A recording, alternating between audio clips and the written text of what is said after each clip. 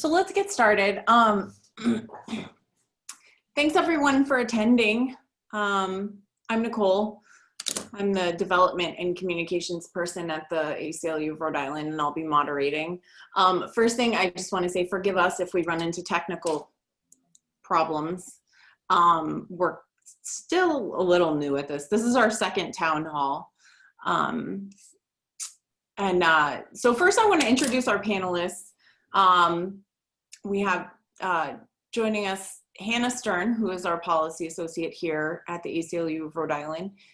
She handles our research and data analysis as well as the policy stuff. And then Steve Brown, our executive director, who doesn't need any introduction, but just so you know, he's going to be talking about the legislative session. And together, they're both going to give an overview of the 2020 legislative session as it relates to sort of recent events, but also civil liberties. It's been a strange year on many, many fronts. So before we get started, I just wanted to mention a few housekeeping things. So the town hall is being recorded. What that means is that if you'd like to watch it again or share it, we're going to post it to our YouTube channel in a couple days. That does not mean anything though for your privacy, because only the speakers and the screen share are being recorded. So we don't even know, we can't see your names in the recording. And also I wanted to mention about the Q&A. We've reserved a few minutes at the end for questions. You can submit a question at any time during the webinar. And to do that, you just mouse over the Zoom video window, and you're going to see some icons at the bottom. One of them is marked Q&A. So you click on that and then type your question into the white box that pops up and hit return. And so any questions that are submitted will queue up on my end, and then we'll get to as many as we can during the few minutes at the end. So without further ado, as I mentioned, Steve and Hannah are going to be telling you a little bit, and Steve's going to start us out. So Steve, why don't you go ahead? Thank you very much, Nicole. Thank you everybody for joining this town hall. I hope you find it informative.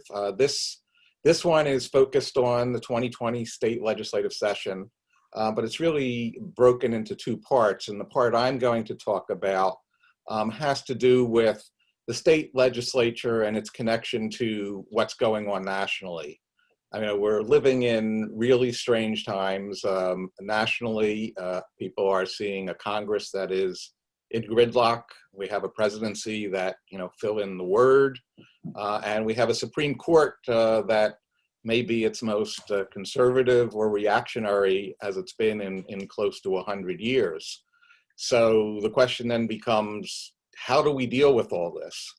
And one thing I always like to emphasize when I'm talking about the work of the ACLU in Rhode Island is that we really have the ability to make a difference. We don't need to be DC-centric in order to recognize that we have power in our own state to protect constitutional rights. And by the same token, the power we have can often be used against us as well. And I'm going to focus particularly on three issues as we go through this to try to explain how it is that decisions made at the state level, made at the local level, impact Rhode Islanders, impact our civil rights, regardless of what's going on at the federal level, that we really have an important role to play in Rhode Island to protect our civil rights and civil liberties. So the first one that I want to talk about, the first of three that I'm going to talk about, is the one that is perhaps on just about everybody's mind, and that had to do with what's at stake with Justice Ginsburg's death this past month. There's been a lot of talk, understandably, about what does this mean for Roe versus Wade.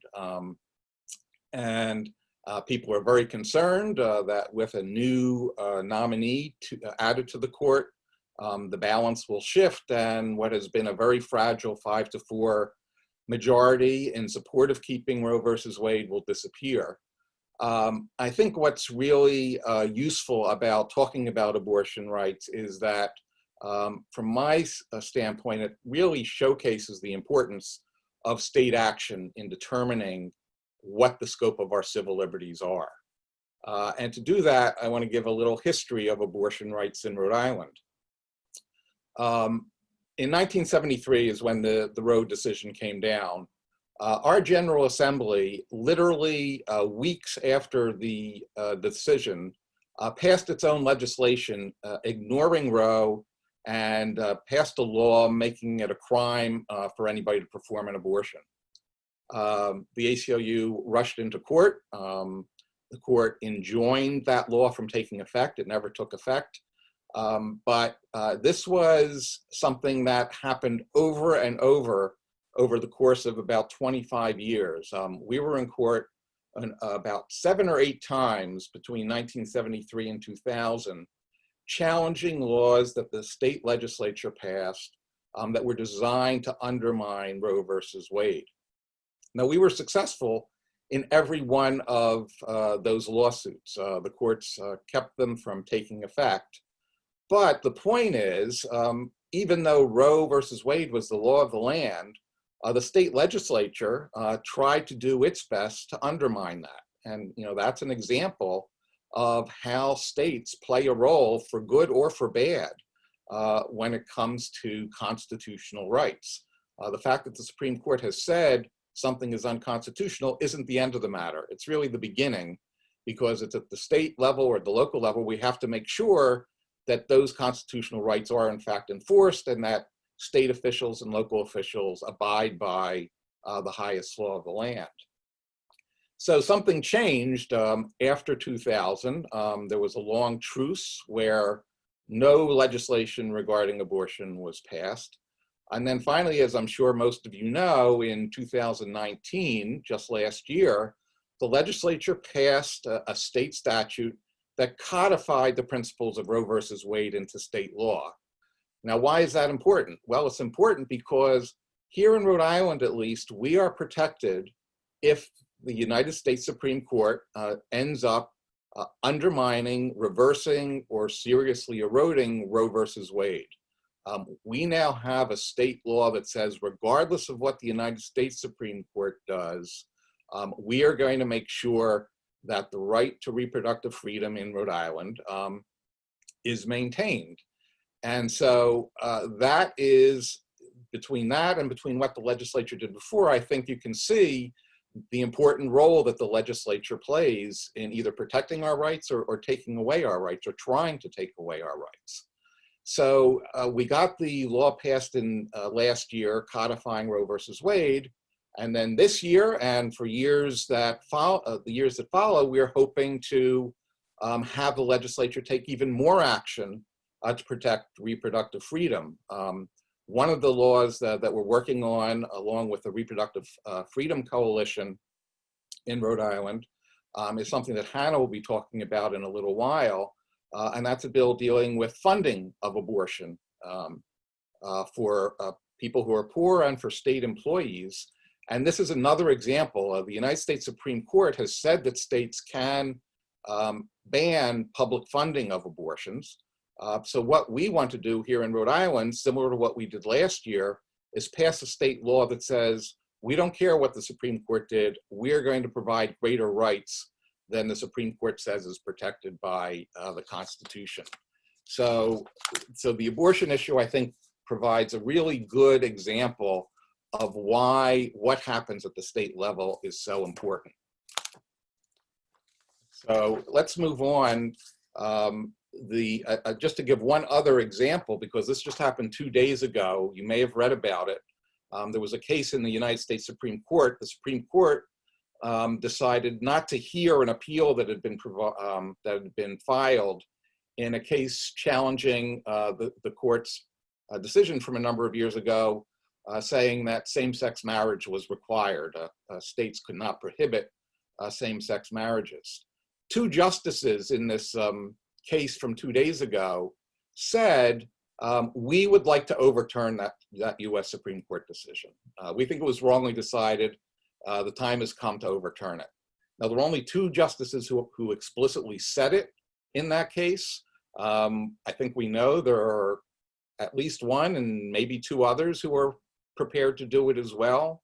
But this is another example where the Rhode Island legislature a number of years ago codified same-sex marriage into state law.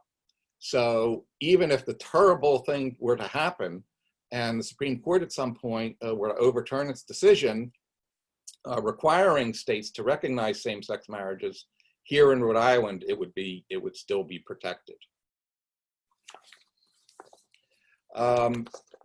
So abortion and gay rights, 2 very important issues for Justice Ginsburg. There's a third one that fits right into her major issue, which was sex discrimination, where we can have a role to play here in Rhode Island. The Supreme Court is currently considering whether the Obamacare or the Affordable Care Act is constitutional. That's something that's going to be decided sometime this Supreme Court term. And one of the issues, or one of the protections that's in the ACA that reminds us of Justice Ginsburg in particular, is one that deals with what's called gender rating. The ACA, the federal law, has a ban on gender rating in health insurance. Now, what is gender rating? It's a very simple principle. What the law does, what the ACA does, is it prohibits health insurers from determining insurance rates based on the gender of the person.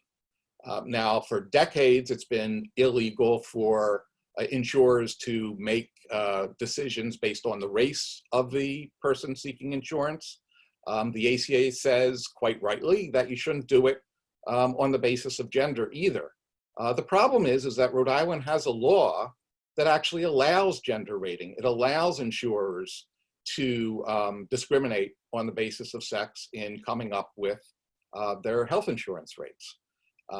So if the ACA were to be struck down by this new conservative Supreme Court, we could be in trouble here in Rhode Island. Now, the pending state budget, which the legislature has not yet voted on, does have a number of provisions in it that are designed to codify some of the provisions that are in the ACA, precisely because so many people have been concerned that the Supreme Court might end up overturning the federal law. Unfortunately, a ban on gender rating is not one of the provisions that's in the proposed budget. So unless the legislature acts, it's very possible that a year or 2 from now, insurers in Rhode Island would be able to discriminate in their insurance rates on the basis of gender. And as you'll hear later on from Hannah, this is another issue where it's really critical for the legislature to be out front, acting, protecting our rights when we're concerned that the Supreme Court itself might not do that. Then the third issue that I want to briefly address, which is also very critical, is election law. I think we all know that this has become an especially critical issue in this election year. It's become even more important in light of the problems that have been caused by COVID-19. So we have been busy here on a number of fronts dealing with that issue. We have filed 2 lawsuits in Rhode Island to deal with voting rights during a pandemic. One that we filed had to do with the signature gathering requirements for candidates on the ballot. We were able to get a court order about that. The second one, which went all the way up to the United States Supreme Court, and which was incredibly critical, not just for us in Rhode Island, but for a lot of other states, had to do with Rhode Island law that required mail ballots to have 2 witnesses or a notary in order for the ballot to be submitted. Now, obviously, during a time of social distancing and concern about spreading COVID-19, this is it's a horrible law anyway because of the impact it has, the barrier it puts in place for people wanting to vote by mail ballot. But it's absolutely devastating in the context of a pandemic. Now, we were able to go up to the Supreme Court and get a court decision that said that law had to be abated for this year. During the pandemic, there were significant issues to protect voters' rights that required withdrawing that requirement. Now, what's important about that situation was that the General Assembly played a role in this as well. Initially, there was a bill introduced and passed in June that would have gotten rid of the two-witness requirement for this election. The House passed the bill, the Senate refused to pass it, and that's when we went into court and we were able to get a court order that took care of it and ruled that it was unconstitutional, at least for this election. Now, the General Assembly had a choice. If it had passed the law, we wouldn't have had to go to court. So they could have solved this issue without the necessity of us worrying about what the Supreme Court would do. On the other hand, the legislature also did not intervene in the case and argue that the two-witness requirement should stay in effect. If they had done that, the court decision might have come out differently. It was only because all the state officials, the election officials, and the legislature did not contest our argument that the law was unconstitutional in the context of a pandemic, that the courts held that it was appropriate not to have that law be in effect during this election year. So these are three issues that I think demonstrate very clearly why participating in the electoral process in Rhode Island, participating in the legislative process in Rhode Island are so important. We have a significant role to play, regardless of what's going on at the Supreme Court, regardless of what's going on in Congress. We have a critical role to play in ensuring that Rhode Islanders have some fundamental rights, even if they might not be available everywhere else. So I hope that one of the takeaways you get from this is that having a voice, participating in this process really does make a difference.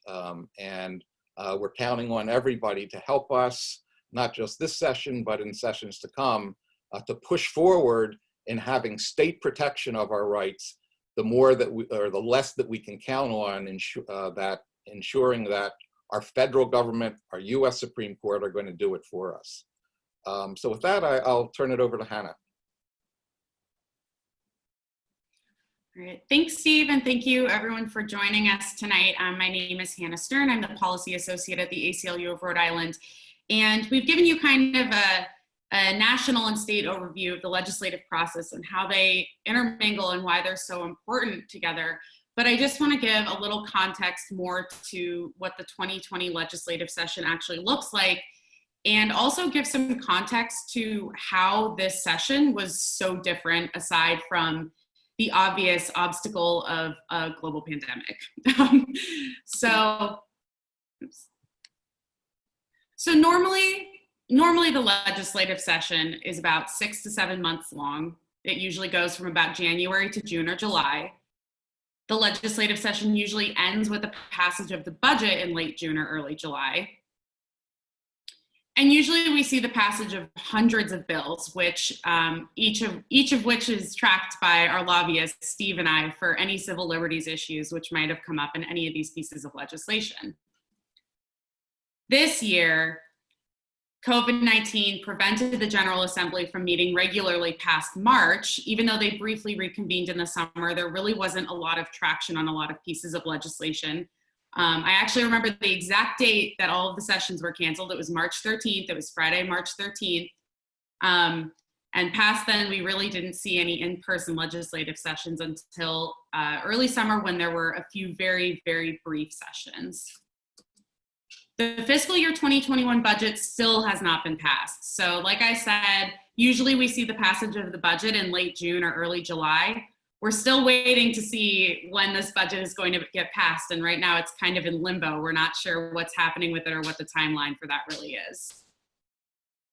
And then the other really critical thing to note is that the lack of movement during this session means that a lot of really important civil liberties work goes unfinished. So we lobby on hundreds of bills every year. The General Assembly introduces and passes hundreds of bills every year. So many of them have to do with civil liberties. A lot of them are really proactive and really important. And so the really unfortunate byproduct of having the General Assembly stymied in such a way is that a lot of really important civil liberties work just went unfinished and didn't happen this year. So this will give some pretty good perspective on what a normal legislative session might look like. So in 2018, 353 public laws were passed by the General Assembly. In 2019, they passed 310 public laws. And then this year in 2020, only 79 laws were passed. So we're seeing really a third of the legislation that normally would go through our General Assembly, actually less than a third, go through our General Assembly. So it's a really profound difference. And typically, our two lobbyists, so Steve and myself, lobby on more than 300 pieces of legislation. And even though we still lobbied on a lot this year, we didn't quite hit that average just because of the early termination of the legislative session. But this year we lobbied on 134 pieces of legislation. So that just gives some perspective as to how this work really was pretty truncated. And as Steve kind of discussed, not only have these national events put our Rhode Island policy needs in really stark perspective, but this truncated legislative session, again, means that so many important issues are left unaddressed for another year. And for many of these, their importance may have actually become clearer with the impact that COVID-19 has had. So we're going to quickly go over some bills that did pass and that didn't pass, and some that we're still waiting on in the budget, but we're going to start with the good bills that we were hoping would pass this session that unfortunately died in committee. So what that means is that the bill was introduced, it was assigned to a committee, but unfortunately either it didn't get a hearing in committee, so it couldn't go to a vote, or it received a hearing in committee, but didn't get a vote on the House floor because the legislative session was cut short. One of these really important pieces of legislation, which the ACLU of Rhode Island has been working on for decades, is the issue of school discipline reform. And so we helped introduce a piece of legislation this year which would have largely eliminated suspensions of K through 5 students and strengthen the reporting requirements for school districts who are reporting their suspensions. Why this is so important is it's on many levels. What we find, we consistently look at the suspension data, which is reported by each school district in Rhode Island. And what we consistently find is that there are huge racial disparities in the rate at which certain demographics of students are being suspended. And then we also find huge disparities for students with disabilities in the rate that they are being suspended. Basically, every single district has an issue where they're disproportionately suspending marginalized students. And then we also see that many districts are suspending really young students, K through 5 students, at really high rates. And I mean, for me, it's really hard for me to imagine a scenario where a kindergarten student would be disrespectful or have another issue where they would need to be removed from the classroom for a long period of time. And so it's just really horrifying when you look at this data. So what we did is we tried to restrict the instances under which K through 5 students could be suspended. And then we also wanted to make sure that school districts are complying with a current law, which requires school districts to submit reports if they're displaying disparities in any of their suspension data. Like I said earlier, almost every district displays a disparity either racially or for students with disabilities. Not a single, oftentimes they display both, but not a single district has actually submitted a report in accordance with this statute. So we also wanted to make sure that this statute would ensure that districts are being held accountable to their legal requirements for this. The next piece of legislation, which was really important that we unfortunately did not see pass this session, was a piece of legislation called Driver's Licenses for All, which would have allowed undocumented immigrants to be eligible to receive a driver's license. I think this is one of the pieces of legislation where, especially in the perspective of a global pandemic, takes on a new urgency, where we see these situations where public transportation has been really limited. There's a enhanced need for people to go to medical visits. People need to go to the grocery store in the safest way possible, and allowing all residents of Rhode Island to have a driver's license in this way would be really helpful, especially when we see issues like this global pandemic that we're experiencing. So another piece of legislation which Steve talked about briefly earlier is the Equality in Abortion Coverage Act, which relates very, very much to the RPA and to the issue of reproductive rights, which is a huge national issue, but is additionally a really huge issue statewide in Rhode Island. This piece of legislation would have ensured that abortion services are actually covered under state Medicaid plans and under state employee health insurance plans.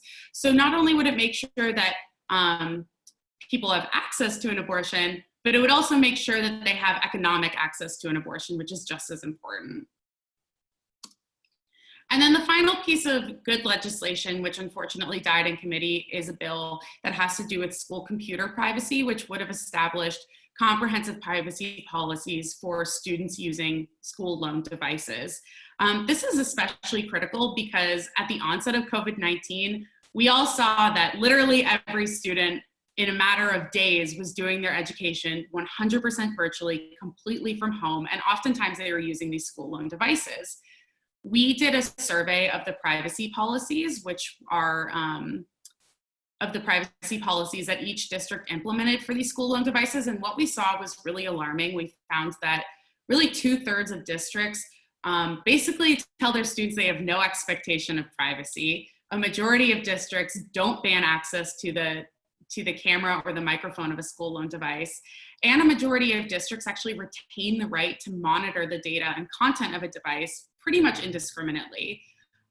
For years, we've been pushing a piece of legislation which would ensure that there are comprehensive privacy policies for students to make sure that school districts can't just monitor a computer or go into the camera of a school device without any notice or without any educational reason.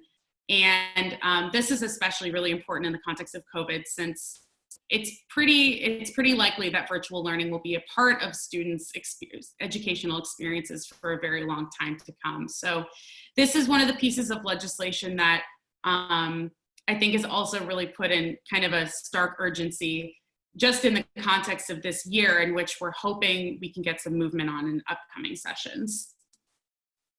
So then I'm going to really quickly also go over the bad bills which died in committee, which we were just talking about the good bills that die in committee, but for every good bill, for every proactive bill that should have passed that unfortunately didn't make it out of committee, there are also pretty terrible bills that are pretty bad for civil liberties that have provisions which are really harmful, which also die in committee. One of these, which is probably one of the most ironic pieces of legislation introduced in the General Assembly this session, was a ban on masks, which was introduced before COVID, which would have made it unlawful for a person to wear a gas mask, protective clothing, or a mask with the intent to intimidate during a parade, demonstration, or rally. Aside from just the fact that it's kind of weird to think about this in the context of the last few months, this bill actually had some really serious First Amendment implications. One of the examples that we gave in our testimony is you can't ban a demonstrator from wearing a gas mask at an environmental rally. That's just a clear infringement on their First Amendment rights. So we did oppose this legislation. It did die in committee, but it's also just kind of, it's funny to talk about in the framework of this entire year, but this specific piece of legislation was harmful to civil liberties. The second piece of legislation that I'm just going to highlight is one called the Porch Pirate Penalties Bill, which would have created a new crime to punish individuals who steal a package from a house or another dwelling. This is one of those bills that we think really highlights the problem of the state house to prison pipeline really well, where the state house will sometimes carve out new crimes from things that are already crimes. So this instance would be covered under larceny. There's no need to create a new crime that could carry different penalties from other crimes that are essentially for the same thing, and we oppose this bill for that reason. So there's also a handful of good and bad policy which did pass this session during the few months that our session was meeting.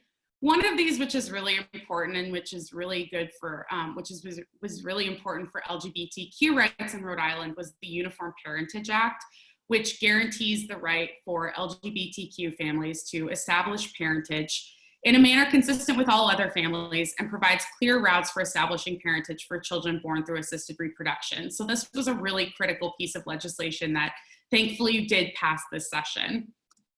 The other piece of legislation that passed this session, which does address voting rights, was a piece of legislation which allows a positive process for voters who wish to vote early and who wish to cast their emergency ballot prior to Election Day. And so that was a really good piece of legislation that took into account the issues of COVID. It took into account voting rights, and we're glad that the legislature passed it this session. Unfortunately, another piece of legislation which passed, which was not so good, was a bill that had mandatory minimum sentencing included in it. And what this bill did was create a mandatory minimum sentence for the possession of a ghost gun. The ACLU consistently opposes bills which include mandatory minimum sentences just because they're ineffective and they're costly, and they eliminate individualized considerations of an offender and the offense. So really, this was a problem. This was an issue of criminal justice reform that we addressed within this bill, and that we are, which unfortunately was passed. And then finally, there is some good and bad policy which can still pass in the budget. So the one gigantic piece of legislation which has yet to go through our General Assembly, which the General Assembly has to at some point vote on, is the fiscal year 2021 budget. We're still waiting for that to happen, but because of that, there's still a lot of good bills included in this budget which can still pass. And then there's also a piece of bad policy, which I'll address, which also can still pass in the budget. But this is really the last bill that we're waiting on for the session. The first provision within the 2021 budget is a provision which would expand the reimbursement funding, which is currently available for the hiring of SROs, to the hiring of mental and behavioral health professionals in schools. So since 2018, Rhode Island has basically funded the hiring of SROs in public schools. All schools who hire a new SRO can be reimbursed for half of the salary of an SRO. We have consistently opposed the funding of SROs. We've consistently opposed the introduction of SROs into school campuses. And so this bill is really a positive approach to making sure that schools actually have the option to bring in the personnel who are truly needed onto a school campus, who are people like counselors, they're people like behavioral psychologists. So these are the personnel that are really needed on a school campus, and especially in the perspective of this year where students are undoubtedly experiencing trauma from a global pandemic. It's particularly important that schools have the opportunity to hire personnel who are constructive and supportive and do not have punitive approaches towards students' behavior. So we have been lobbying pretty hard for this bill, and for this provision, and we're hopeful that it'll pass in the final version of the budget. Another provision is a provision which would create a system for geriatric parole for incarcerated individuals who are elderly. This is really just a compassionate piece of legislation, and it's a practical piece of legislation. And so we are also pushing for its inclusion in the final version of the budget. One of the bad provisions which is in the budget, which we opposed during its hearing and which we will continue opposing as the budget enters its final process, is a tax on lobbying, which would place a tax on lobbying services, and which we feel inappropriately amounts to a direct levy on the exercise of political speech, which is a First Amendment protected activity. And then finally is something that we have talked about earlier in this presentation, which is a ban on gender rating. And as Steve noted earlier, this ban actually is not included in the fiscal year 2021 budget. but there are many other ACA protections which have been. We think it's inappropriate that this, frankly, we think it's inappropriate that this one wasn't included, because for all of the other ACA protections which have been included in the budget, it makes no sense that this one would be excluded. So we have been actively lobbying for its inclusion, and we are hopeful that it will be included in the final version, but we just, we have to wait until the budget keeps moving forward.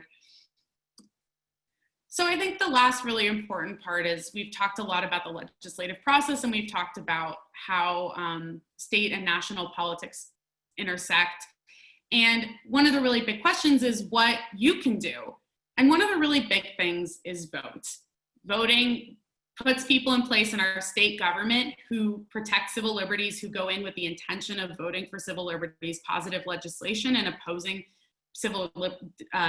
legislation that's detrimental to civil liberties. And so the people in the State House directly influence the policy that passes or fails. And voting is the first step to making sure that those legislators are in place in the State House.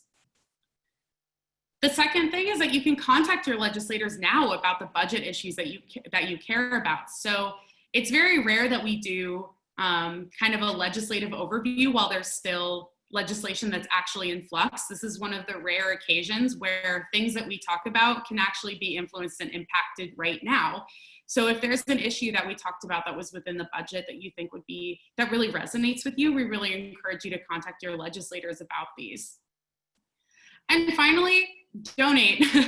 Small nonprofits like us we really appreciate when people donate, and it really helps us continue to do the work that we have been doing. And so it really does go a long way. We really appreciate it when people donate, and it really does help. So I think now I'm going to turn it back over to Nicole, but thank you very much for listening. Thanks so much, Hannah. And thanks, Steve, as well. So now we have some time for questions. As a reminder, I see there's a couple in the queue, but as a reminder, to submit a question, you just mouse over the Zoom video window and then click on the icon marked Q&A and then type your question into that white box. And I'm saying this because I myself had to figure it out. And then if you're on your phone, you'll see a little thing that says Q&A at the bottom. We already have a few questions queued up, but I just want to pause for a second and give people an opportunity to submit any additional questions. Then I'm gonna, I'll start reading them out loud, and Hannah and Steve can just spar over who gets to answer them. Hold on one second. I'm also sorry if my toddler runs through. Okay, great.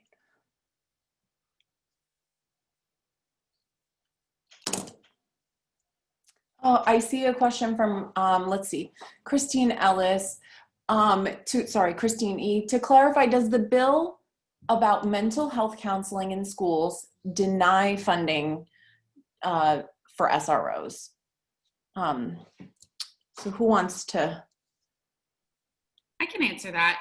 So that's a really good question. So what this bill does, so basically there's a pocket of funding that the state designated for schools who choose to hire an SRO to reimburse from them. What this particular provision in the budget would do is make it so that this pocket of funding is not exclusively available to schools only if they want to hire an SRO. So if a school says, actually what we really need is a counselor, that means that that funding is instead available for that. And hopefully what that means is that schools, instead of hiring personnel who really are not conducive to the school environment, are not really conducive to students' needs, who don't have the training to provide support to students in the way that they may need, instead that school has the opportunity to use state funding for something like, for a person like a psychologist or a counselor. So basically what it does is it takes this pocket of funding and it expands what can be used for that pocket of funding. So we think it's a really important first step to getting police out of schools, and we're hopeful about its outcome in the budget. Thanks, Hannah. We have a question from Craig C.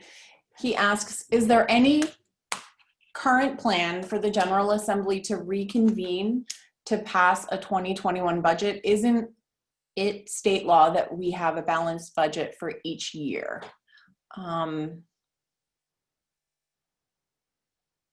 Going once? Yeah, I'll take that. Yeah, there is an obligation on the state to pass a budget, to pass a balanced budget.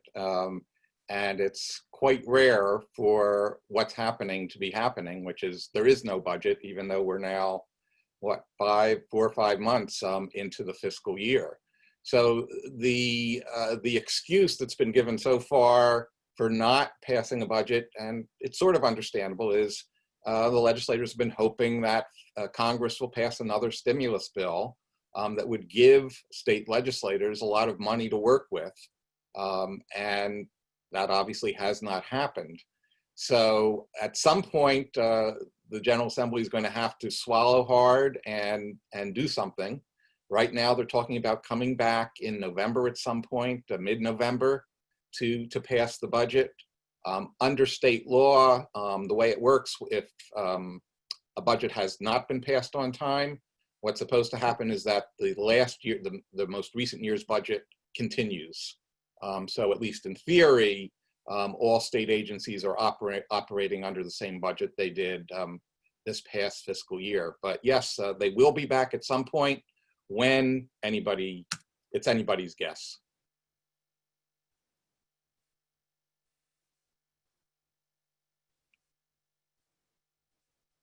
Sorry, hi, I'm back.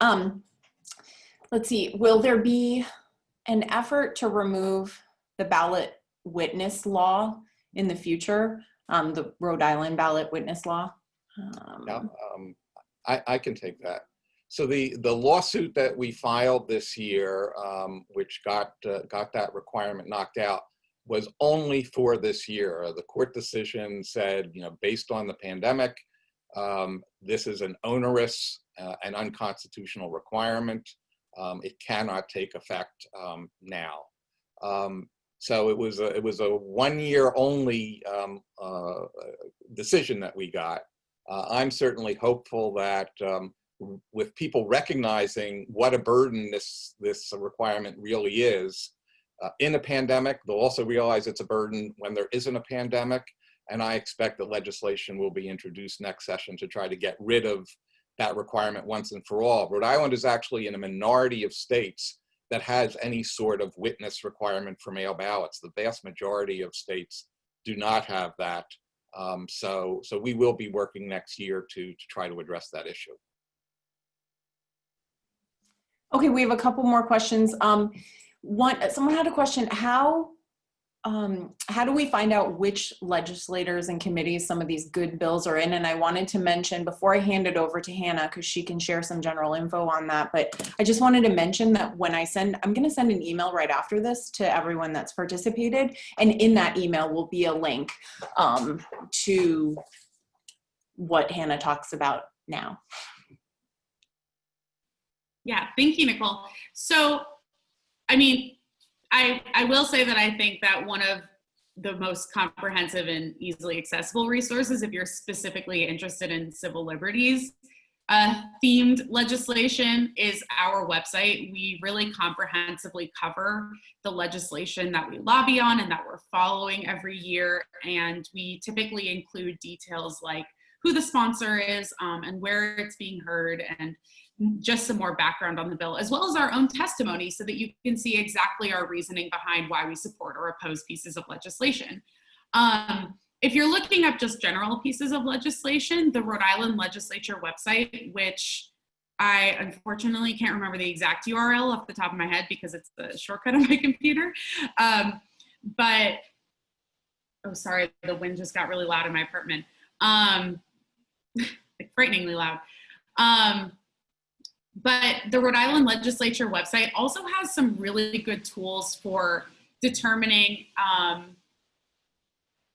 for finding out who, I'm sorry. Sorry, the wind just got really scary for a second. It's super loud on my end too. Sorry, I didn't mean to get so distracted. The Rhode Island Legislature website has really, really comprehensive tools for determining which legislators introduce which pieces of legislation. You can look up bills by the number, you can look up bills by the committee, you can look up bills by topic or by who they're introduced by. So there's really good tools that are available just through our state websites. And Nicole said that she would include that website when she sends out the email after this call. Thanks. Thanks, Hannah. Yeah, it's really loud on my end too. We have a question from Barry. What is the assurance that early voting ballots actually get counted on election day? Steve, do you want to talk? I feel like, can you talk a little bit about our work monitoring voting in general? Like, you know, because the recent suits that we've had came directly out of that. So. Yeah, sure. The specific question I think is specifically about early voting. That's one of the easier ones. I think what will be problematic on election day is counting all the mail ballots that have come in. But in terms of early voting, this is when people actually go to their local board of canvassers before election day, the 20 days before election day. You fill out a ballot and you actually put it into a voting machine. So it is being counted right there. So a protocol has been set up for these voting machines to go to the Board of Elections immediately after polling places close. So I think we can count on those ballots being counted on election night, along with the votes that take place in the polling place. I think the real question will be how long it takes to count all the mail ballots. Thanks, Steve. So I think that's actually all the time we have for questions. Before we wrap up, there's just a couple things I wanted to mention. So if we didn't get to your question, feel free to email it to info@riaclu.org, and we'll do our best to respond. Related to that, I'm going to send out an email to everyone that participated with a brief survey, just like super brief, 2 minutes on your experience, because, you know, we've done 2 of these so far. And so we're just eager to know what people thought and how we can improve. And then finally, remember that everything that you've heard, like all the work that we're able to do, is only possible because of your support. So again, thank you so much. And if you found this webinar informative and feel moved to donate, you can visit our website at riaclu.org and then click on the donate button. Again, I'm the fundraising person, so no surprise that I'm saying that. And I think that's it. Let me check with, yeah, I think we're good. Okay, so thank you so much everyone for joining us, and have a great evening.